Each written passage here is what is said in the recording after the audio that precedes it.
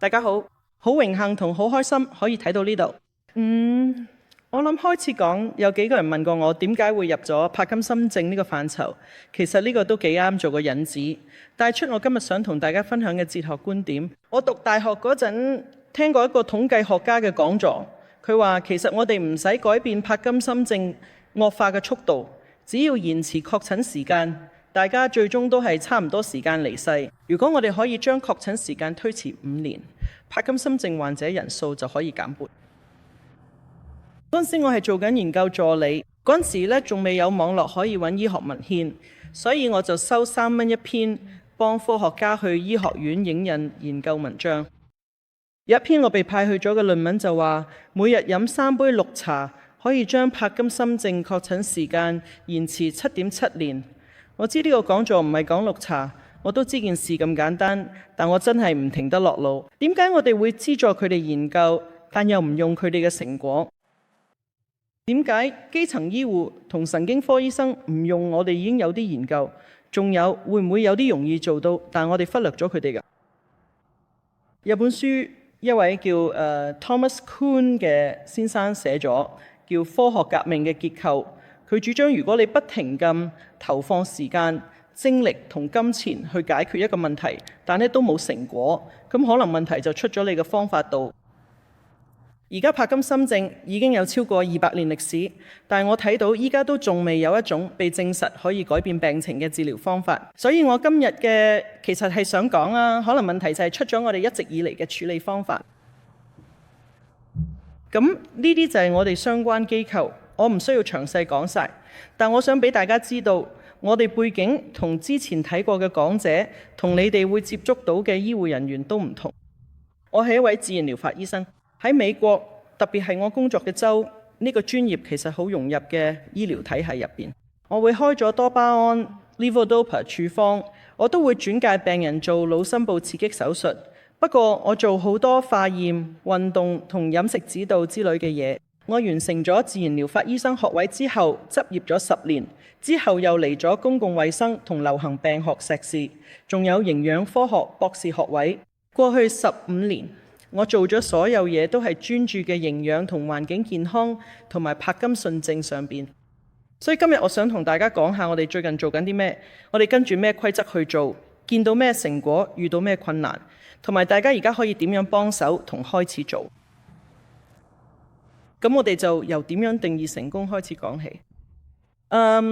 大約40年前喺塔夫茨大學有嘅營養學家其實提出咗一個叫做正向偏差嘅概念。佢哋認為喺任何一個群體入邊都一定會有個異類，喺呢個房入邊都有人做得特別好同特別差。而柏金遜症呢個範疇入邊有咁多唔同嘅情況，呢種多樣性就係令到研究變得咁困難嘅原因。為咗壓低所有多樣性帶嚟嘅背景雜音，我哋要喺研究入邊招募成千上萬嘅人去試下將個數據標準化。我自己想做嘅就係利用呢種多樣性去幫自己。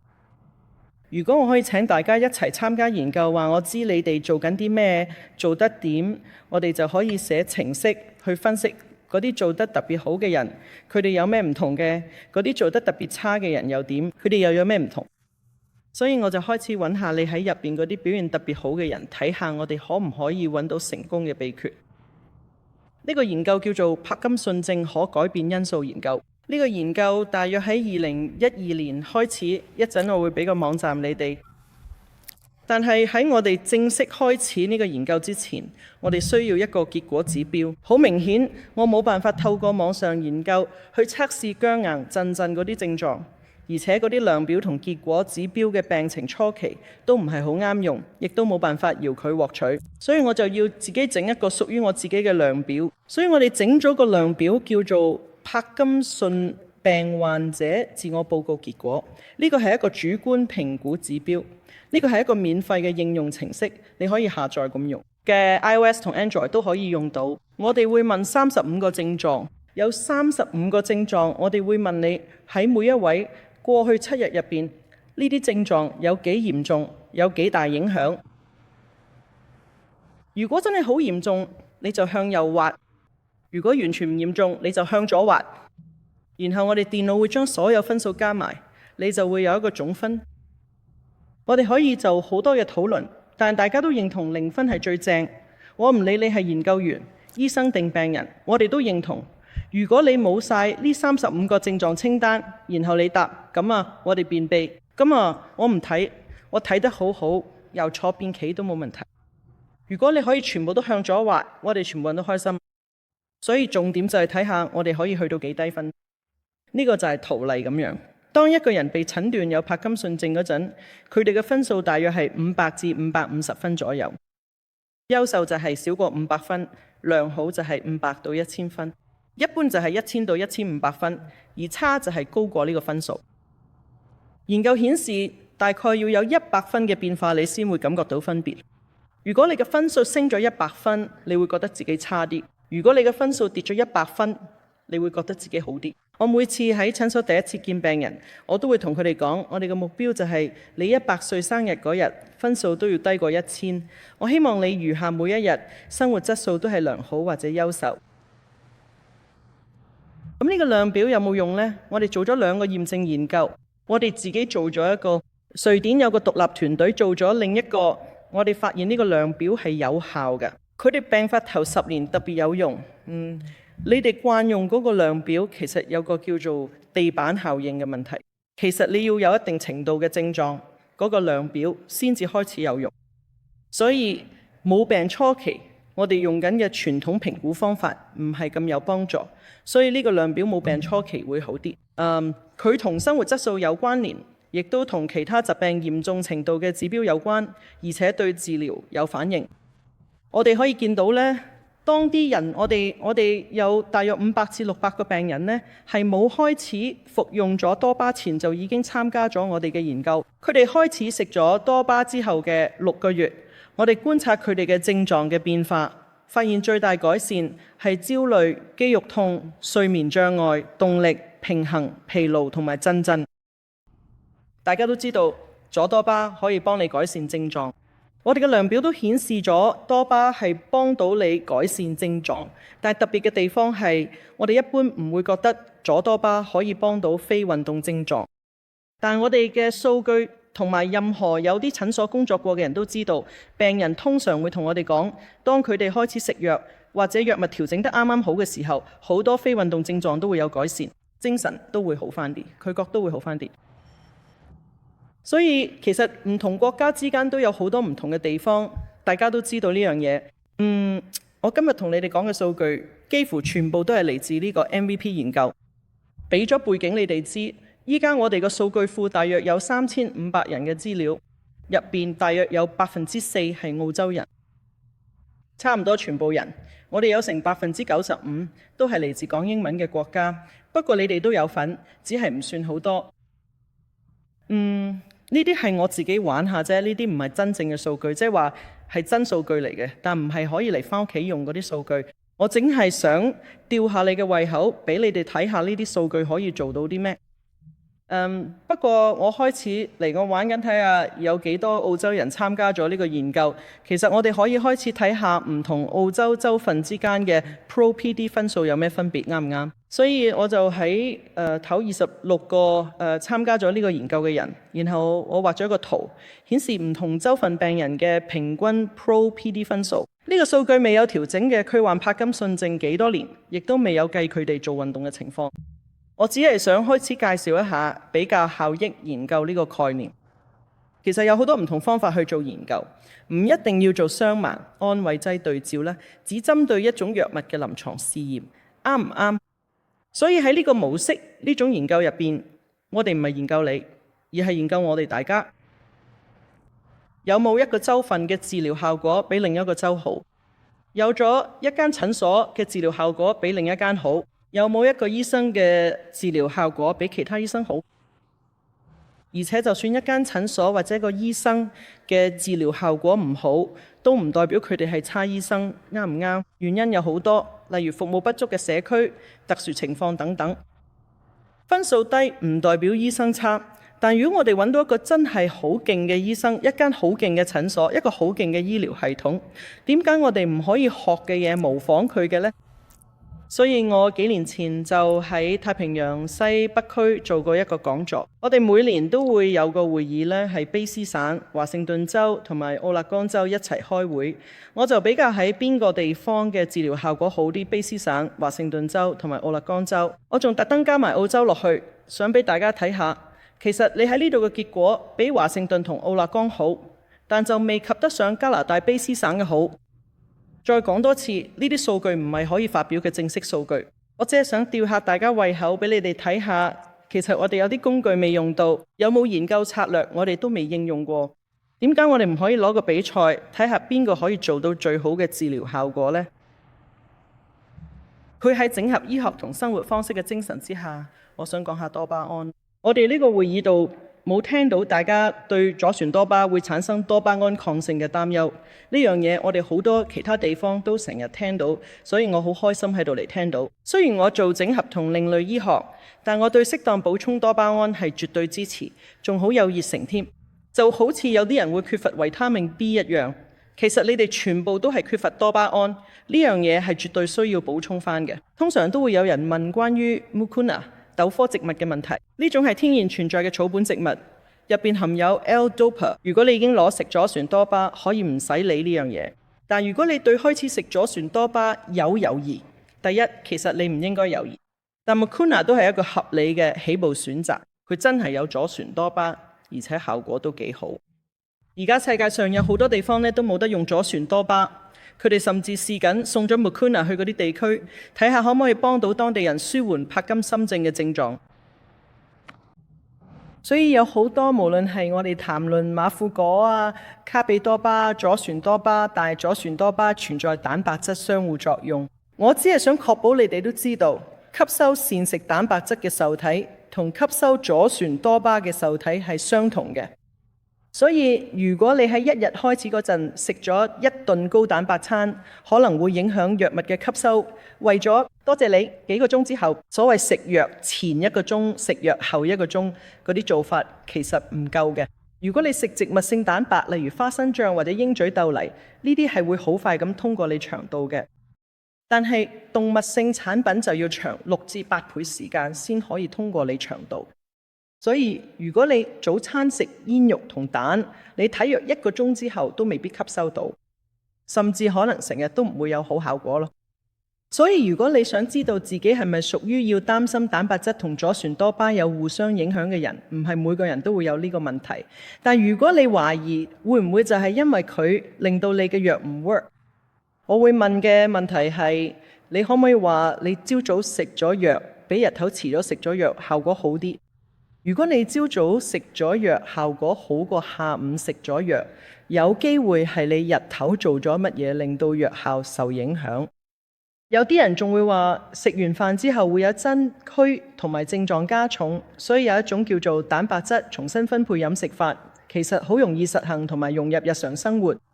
我哋唔係叫你減少蛋白質攝取，而係想你將大部分蛋白質留返晚餐先食。其實好容易。日頭呢度10克，嗰度10克咁樣分開食。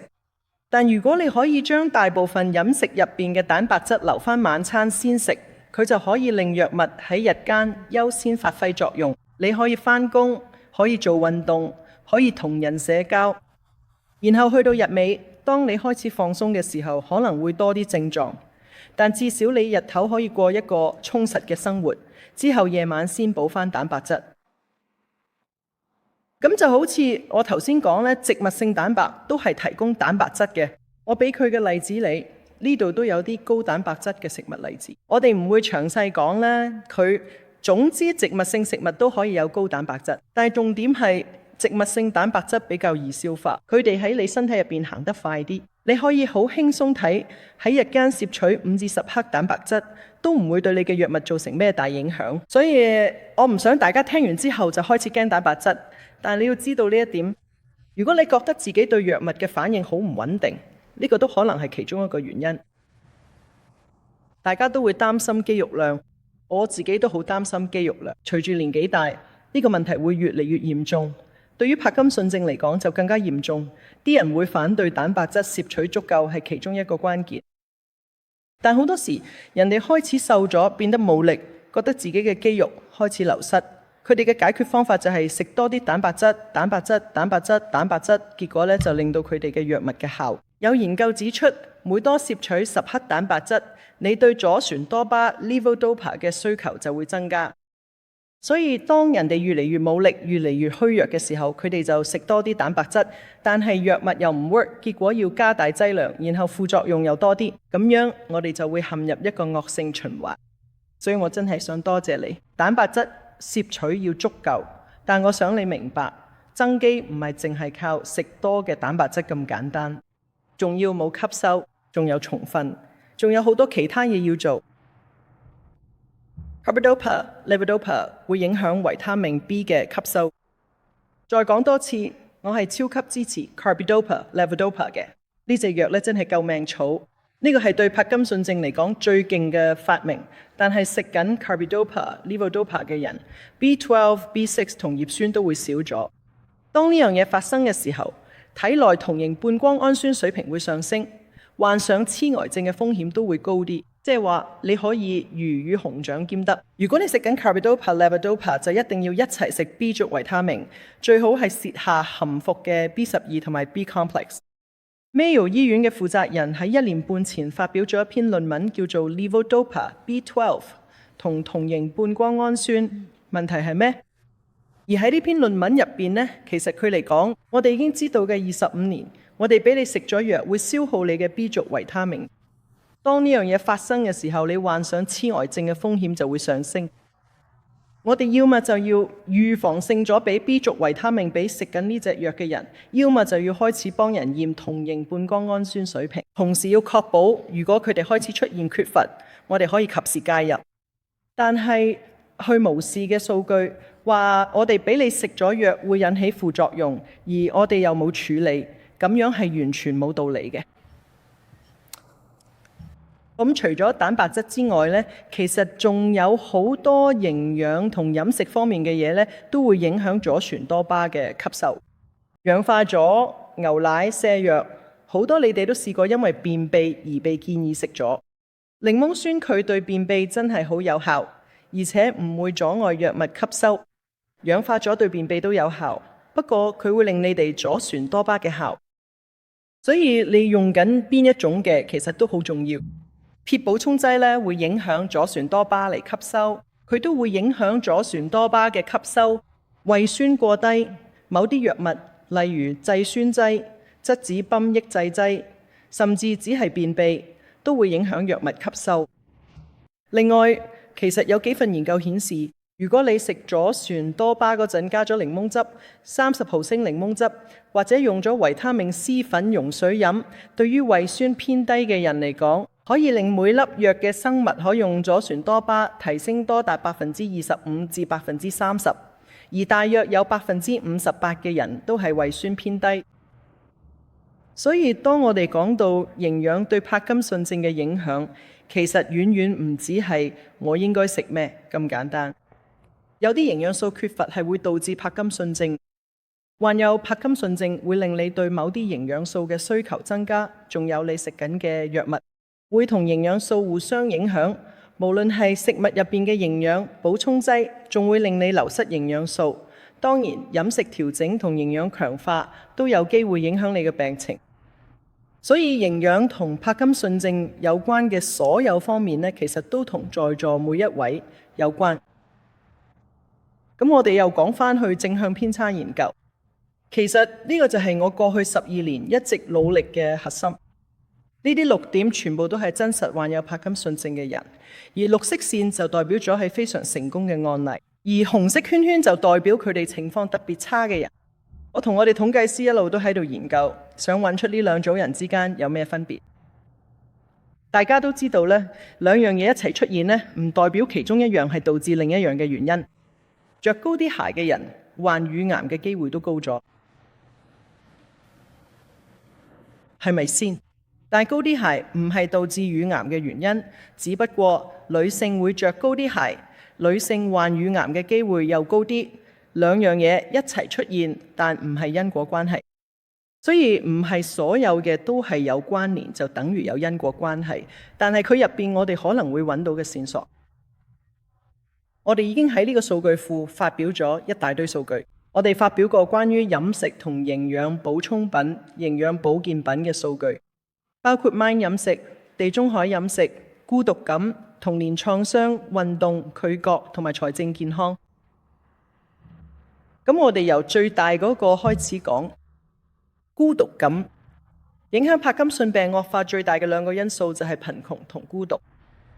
呢樣嘢大概對大部分疾病都啱，但我第一次見到有數據應用嘅柏金遜病，而且呢個影響唔細，大約係自認孤獨嘅人大約有45%，覺得自己孤獨啲人，佢哋嘅症狀比唔覺得孤獨啲人多55%。佢哋係我有好多朋友嗰啲人，佢哋嘅症狀少咗21%。我啱啱上個星期有個病人問我，如果我去識多幾個新朋友，仲可唔可以繼續食芝士漢堡包？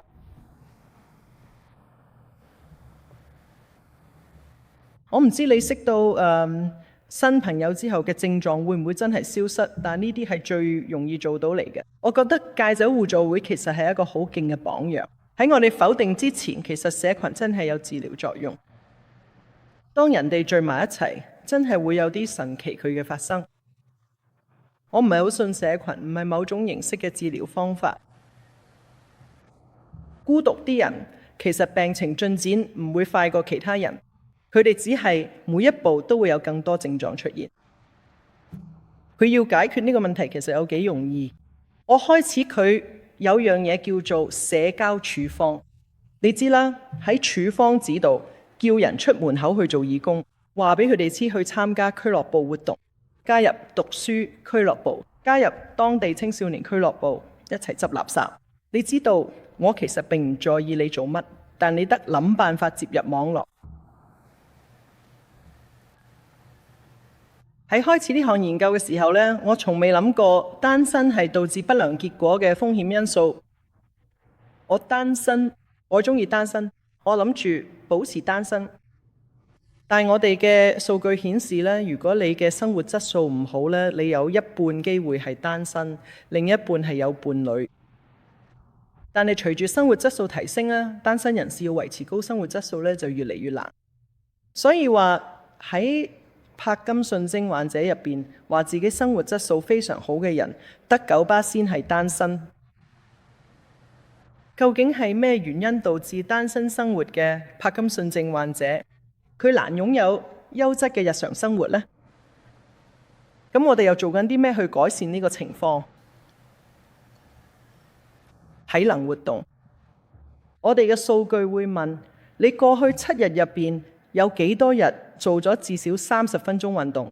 我哋嘅數據顯示，頭2日嘅運動對病情改善嚟講，基本上唔計得。如果你想減慢病情惡化，我哋發現每星期做3日運動開始先見到明顯效果，而每多1日呢就更好。1星期做7日運動嘅人，情況比做6日嘅人更好。做6日運動嘅人又比做5日嘅人好。所以你可以自己決定，你付出幾多就會有幾多收穫。個個人都擔心震震會帶嚟標籤同埋歧視。震震係柏金遜症最明顯嘅症狀之一。但係我哋嘅數據顯示，震震其實唔太重要。震震唔會影響你嘅生活質素，佢冇辦法預測你嘅進步，佢預測能力有限。真正能夠預測你社交生活質量嘅因素，係你嘅朋友數量同你嘅社交健康狀況。瞓覺，今個禮拜尤其是最近幾日呢，我哋聽到咗一啲關於呢方面嘅討論，呈現出漂亮嘅中型曲線。穿黃色衫嘅人似乎有啲睡眠問題，綠色區域嘅人冇睡眠問題，紅色區域嘅人有好多睡眠問題。就好似你喺任何一個好嘅研究群體入邊見到佢，呢個係一個正常分佈，而喺呢個房入邊，我哋都有一個好平均嘅分佈，正如預期嘅。右邊嗰幅圖就顯示咗，你睇得越差，你嘅症狀就越嚴重。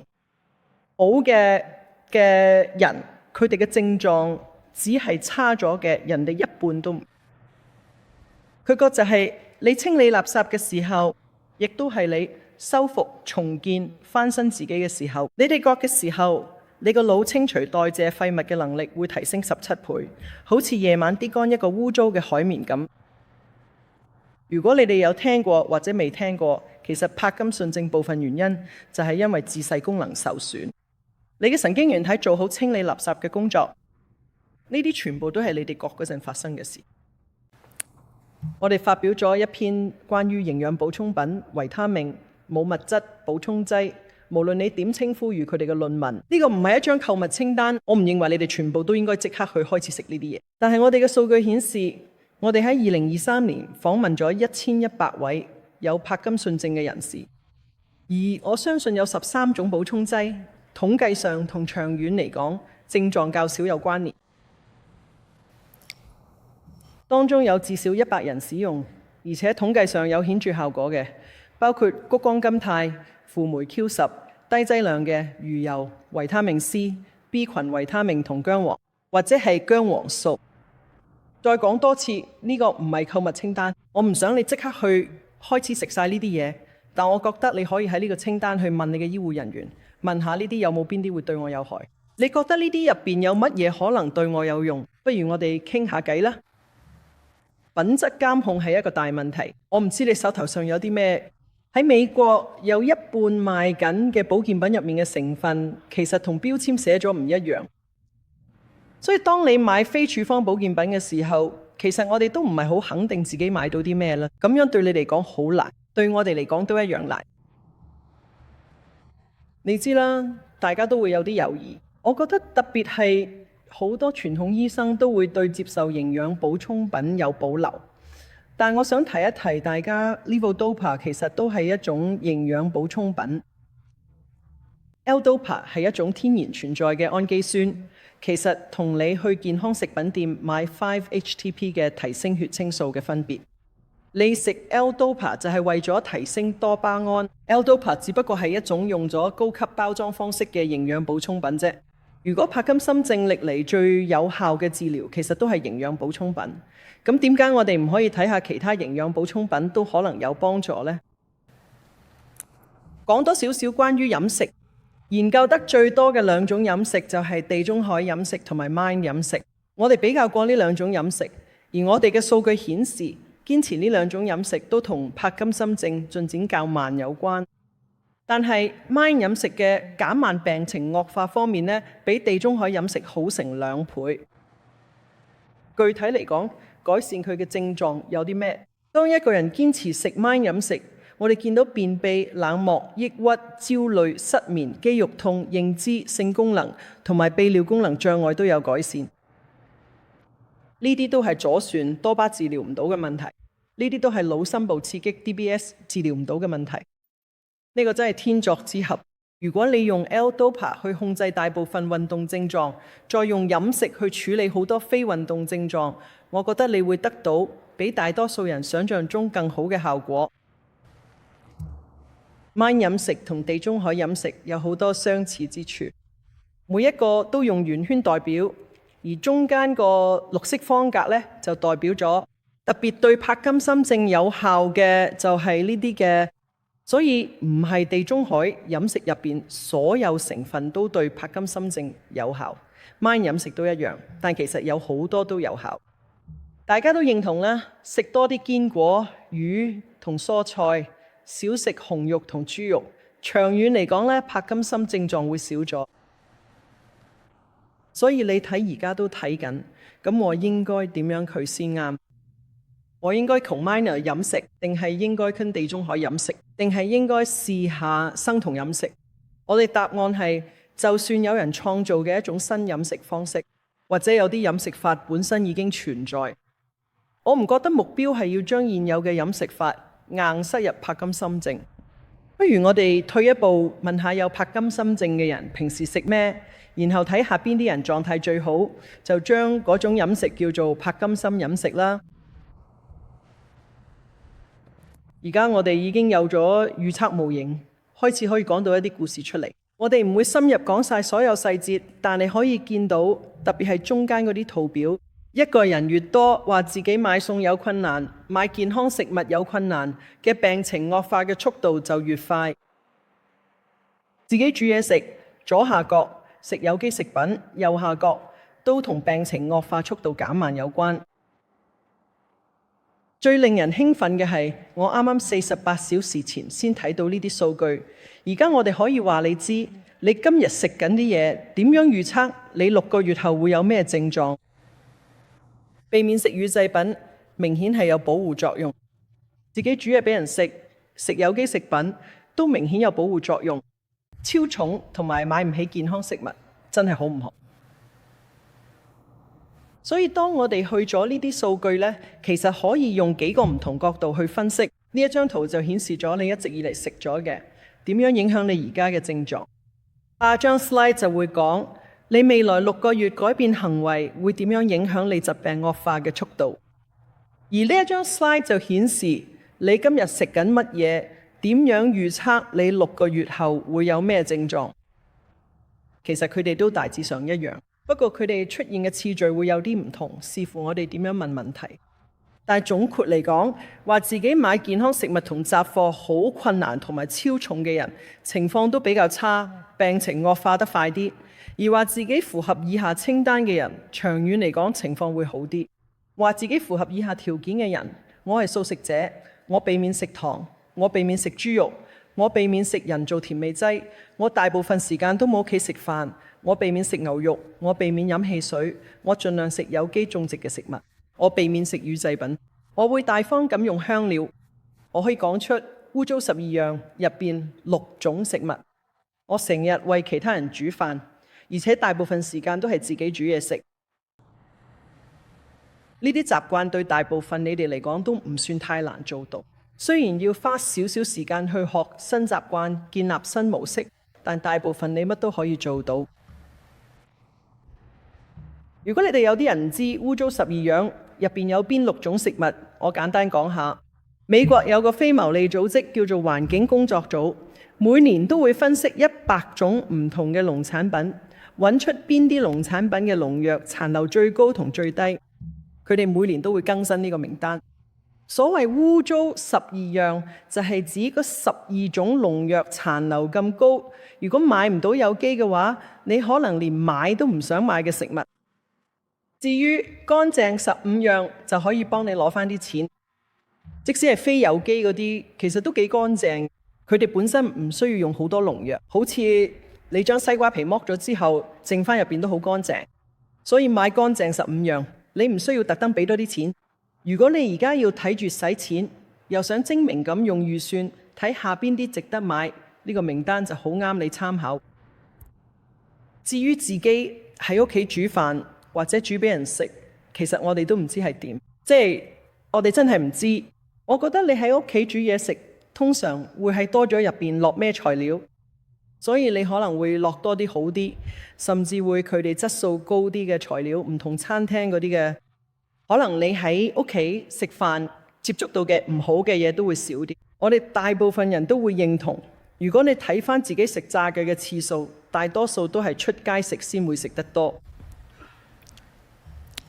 為人哋煮嘢食，其實都可能係冇咗咁多症狀嘅人，先有能力同意願去煮俾人食。又或者你請人返屋企食飯，你會更加用心去煮咗好啲嘅餸。又或者係企喺砧板前邊切菜、切香草加香料嗰個人，其實都吸收到多啲好嘅，同埋一齊食飯本身都有社交價值。所以我哋而家係捋緊嘅模式，我哋唔淨係研究食物係咪啲人淨係食西蘭花或者淨係食豬肉，係咪？其實呢啲好複雜嘅模式都係一齊出現嘅。我哋見到佢係超重嘅人比較容易負擔唔起健康嘅食物同埋買餸。點解會啟？我哋又做緊啲咩去解決呢個問題？係咪？超重嘅人比較少啲屋企食飯，佢哋都比較少食素，亦都唔太會避免食奶類、牛肉、豬肉、雞肉、汽水同人造甜味劑。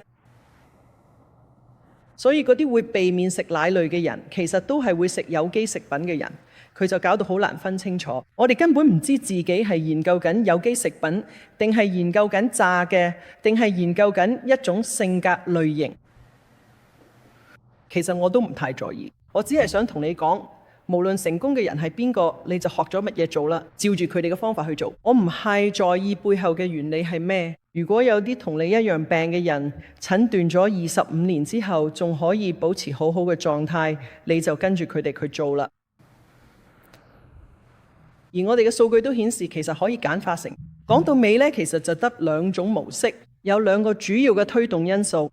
有一種人係會食堅果、種子同橄欖油嘅，亦都有一種人係會飲汽水、食炸嘅牛奶、牛肉、豬肉、雞肉、牛油同芝士。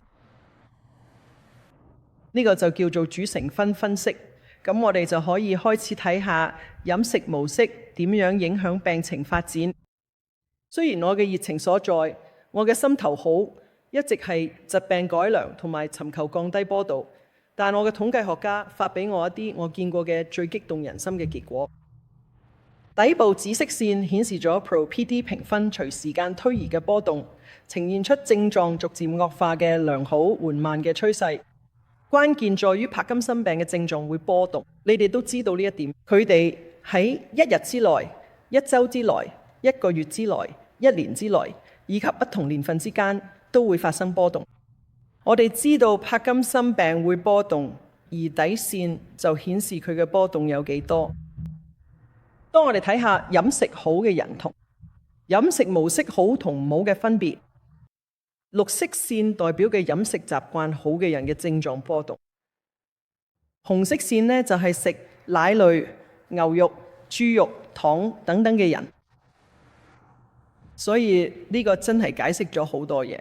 每次我去開會，無論係我同同事朋友圍埋一齊傾帕金森病嘅時候，當我講到咩係帕金森病，根據我過去20年見過4-5千個病人嘅經驗，其實大多數都比較似綠色嗰班人。第一日，即係我第一次見一個新病人，我就會叫佢哋改飲食。我哋由第一日開始就會着手處理飲食方面嘅嘢。其實唔止係飲食咁簡單，我仲會成日催促佢哋做運動、定時驅覺，仲有其他好多嘢。但其實呢2種係完全唔同嘅病。即係話，其實你哋每一個人都可以自己嘅，你想自己變成綠色條線定紅色條線嘅。所以而家我哋唔淨止係講緊個斜率，我哋而家講緊你嘅生活質素，你有冇能力去話你知啦？我有個病人最近嘅一個講座度分享，佢話我真係好開心，終於有帕金森症，大家都呆咗。心睇咩話？佢就話頭6年係個病控制住我。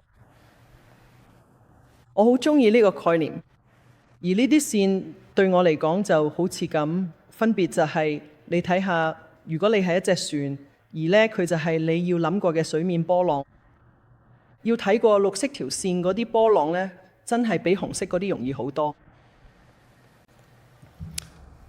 咁飲食預防，我哋而家去到邊一步呢？每次我應該點樣開始講好呢？喺大約20年前開始，有人喺揾我話：喂，我有帕金遜症。我聽講數據顯示乳製品同帕金遜症有關聯，我應唔應該戒咗乳製品？我就話其實研究只係顯示，對於未被診斷有帕金遜症嘅人，即係你哋嘅照顧者、你哋小朋友，一個人中年食得越多乳製品，佢將來被診斷有帕金遜症嘅機會就越高。呢啲係傳統流行病學。研究只去到診斷當日就完結。傳統流行病學家會研究我哋生活環境入邊有咩因素會增加或者減低被診斷出某啲病嘅風險。嗰陣時仲未有人睇住已經有帕金遜症嘅人去做所謂臨床流行病學研究。由診斷開始之後，有啲咩方法可以改變病情發展？所以我就將我哋已知關於邊啲人會有帕金遜症嘅資料調轉咗嚟向前推。所以我哋研究呢係由診斷當日開始。但如果你哋好奇，我哋研究數據係咪只係單一個案？其實而家我哋已經有18個研究都指出，中年時期食得越多奶類製品，之後被診斷出帕金遜症嘅機會就越高。但係要令人預防性咁開始實行呢啲改變，其實一直都好困難。所以我想同你咁講呢樣嘢，係因為呢啲問題其實喺你被診斷之前好耐已經開始咗，係咪先？到你被診斷出有柏金遜症嗰陣呢，其實大部分人已經患咗呢個病20年。我今日嚟到，除咗想幫你哋之外，我都想幫你哋嘅親人同埋未被診斷嘅子女。任何有留意開嘅人都知道，呢個已經係一個失控嘅大流行病，而且只會越嚟越嚴重。即係話，你哋未被診斷嘅親人，你嘅子女，其實好多已經有柏金遜症。佢哋其實已經有嘅，但係可能要等多10年、20年先會有人同佢哋講。所以唔好等到被診斷先至去做呢啲改變。為咗再強調多一次，童年發生嘅事會影響你今日坐喺度嘅狀態，我哋2年前發表咗一篇論文，證明咗呢點。我哋可以量度一個人喺18歲之前經歷過幾多童年創傷，然後可以攞到佢哋童年經歷過幾多創傷，會點樣影響佢哋而家表現出嚟嘅症狀。你今日發生緊嘅嘢，其實係你一生人經歷同決定嘅總和。包括你幾點拒絕，食咩飯，同邊個社交。我哋唔可以淨係將所有焦點放喺今日坐喺度有診斷咗你嘅身上。如果我哋真係想打開改變之門，做到預防，我哋就要開始接觸更多人，並且作出嘅改變。要喺診斷之前好耐就開始做。所以我哋嘅數據其實都吻合呢個諗法。到你被診斷嗰陣，其實你可能已經有咗呢個問題10年甚至20年。你而家見到呢條黑色實線就係真實嘅數據。診斷嘅時候大約係550分，之後每年大約會差50分。大約10年之後，平均嚟講咧，好多人都會覺得自己嘅生活質素已經唔好，已經跌咗落去一般啦呢個級別。我唔係好中意呢個統計數字啦，但我哋嘅數據顯示咧，平均嚟講，柏金遜症患者大約有10年係過得幾好。但係我同你講，出面其實有唔少人去到第20年都仲保持住好好嘅生活質素。我講呢，佢唔係想話俾你知你將來會點，我係想同你講，呢啲只係一啲模式，而你有機會成為例外。所以由零時點開始嘅虛線，零時點就係診斷嘅時候，下面嗰條虛線就顯示，如果由診斷當日開始，我哋可以將你病情惡化嘅速度減慢1半，進展會係點？咁樣係好事。如果你仲可以再活多20、25年，我寧願到最後都係保持住一般嘅生活質素，而唔係差，但其實都仲未夠好。如果我哋可以攞病開始嘅時候，即係 T-20嗰個時點呢，早啲揾到啲人呢，做翻同一樣嘢，將病情惡化嘅速度呢減慢1半。咁樣唔單止嗰個人20年內唔會被診斷，甚至要40年之後，佢先至會有足夠明顯嘅症狀去被診斷。如果我哋可以早啲做咗細微改變，揾到啲可以減慢病情惡化速度1半嘅方法，佢就可以多賺幾十年，唔使被診斷，仲可以保持好嘅生活質素。總結嚟講，根據我哋嘅數據，飲食、睡眠、運動、朋友同埋幾種營養補充品都同柏金遜症患者長遠嚟講有改善效果有關。我哋講緊嘅生活方式介入，副作用好少，多食嘅生果同蔬菜，副作用真係少之又少。如果你開始做運動，加入乒乓波會或者 pickleball 會，其實副作用都唔多，而且講真，佢正面影響係冇法衡量咁多。用一個對早期柏金遜症更敏感嘅評分標準，似乎好有潛力。我對呢樣嘢都幾興奮。最後呢，我想確保大家知道呢啲數據係不斷變緊嘅。隨住越嚟越多你哋參加呢個研究，我哋可以開始問嘅數據更加細緻入微嘅問題，俾你哋更準確、更詳細嘅結果。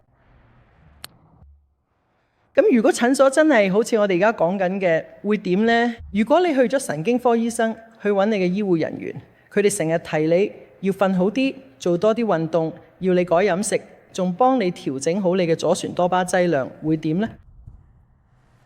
我哋做咗嘅，左邊嗰張圖就係如果你用緊柏金森症狀追蹤 App， 呢個就係大家嘅故事會點樣？每一個人都講緊自己嘅故事，你可以見到個走勢唔係平滑嘅。有時上，有時落，兩步前，一步後，每個人嘅進展旅程都係有啲唔同嘅故事。上年夏天有2個醫科學生嚟咗我辦公室，佢哋嚟晒我5月1號到5月31號見過咗每一位病人嘅資料。佢哋喺我哋見面當日嘅柏金森症狀分數同埋而家嘅分數。而家上面呢2條線就係瑞典平均進展速度，呢啲係最準確嘅數據。瑞典嗰邊做法就係佢哋攞晒全民醫療系統入邊嘅人，跟住按字母順序排好，每4個人就邀請1個參加呢個研究。所以最上面嗰啲就係真實人口數據，我哋睇到嘅係富人、窮人、老人同埋年輕人，但係我哋睇到瑞典嘅平均水平、平均進步速度喺每年61到70分之間。喺我哋嘅 MVP 研究中呢，坦白講呢，個研究主要由來自英語國家嘅富裕白人參與，嗰條中間嘅綠線代表咗最有可能參與研究嘅人群，呢個係佢哋嘅發展速度，單憑呢一點就足以令人擔憂。但最底嗰啲虛線呢，就係我哋診所見到嘅臨床結果。最底嗰條藍色虛線顯示咗我病人過去1年 Pro-PD 分數嘅平均變化。而紫色虛線就顯示咗喺7年以嚟嘅總體變化。呢啲數據暗示柏金森症其實可能比我哋一直聽到佢更容易被改變，或者我真係好啲買安慰劑。所以呢個可改變性嘅概念，無論最後變成一個應用程式，變成一隻電子遊戲，定係只係一份單張，我都未有定案。點樣傳遞呢個信息先係最有效嘅方法？但如果你將呢個當成你喺一個島上嘅旅程，你就好似一艘船嘅船長。而家條船呢已經偏離咗航道，目的地呢就係角落頭嗰個細個島，即係幾十年之後呢都仲有極高生活質素。你而家就喺旅程上邊，而你做嘅清單上邊嗰啲行為，都會令你條船偏離航道多啲。而你做咗清單下邊嗰啲行為呢，就會幫你修正翻航道。如果唔喺清單上面嘅，就屬於中立。我真係好希望有一日可以用一個新嘅模式，將柏金遜症當成2型糖尿病咁去處理。係啊，雖然需要啲藥物管理，但你未來嘅生活會因為你而家開始嘅生活選擇而有天淵之別。總結嚟講，如果你冇考慮參加 MVP 研究，真係會好有幫助。我哋需要澳洲人嘅參與率唔止得4%。我好想繼續提供更多有關澳洲嘅數據，但如果冇更多你嚟參加呢個研究，我哋做每年只係需要花大約90分鐘，分2次完成。全部都係網上進行嘅，你喺邊度都可以參加。有幾位朋友問過我嘅資料單張，但係我唔可以有咁多唔同版本流傳，所以喺4月28號，我會教一個叫做柏金遜學堂嘅課程。到時我會有免費嘅資料單張牌，所有呢啲資料你都可以喺返屋企打印出嚟分享俾人。所以我整蠱一個免費入場證，只要用優惠碼 Australia 就可以免費參加柏金遜學堂。咁你就可以進入成個柏金遜學堂，特別係4月28號會有最新嘅飲食數據。多謝大家。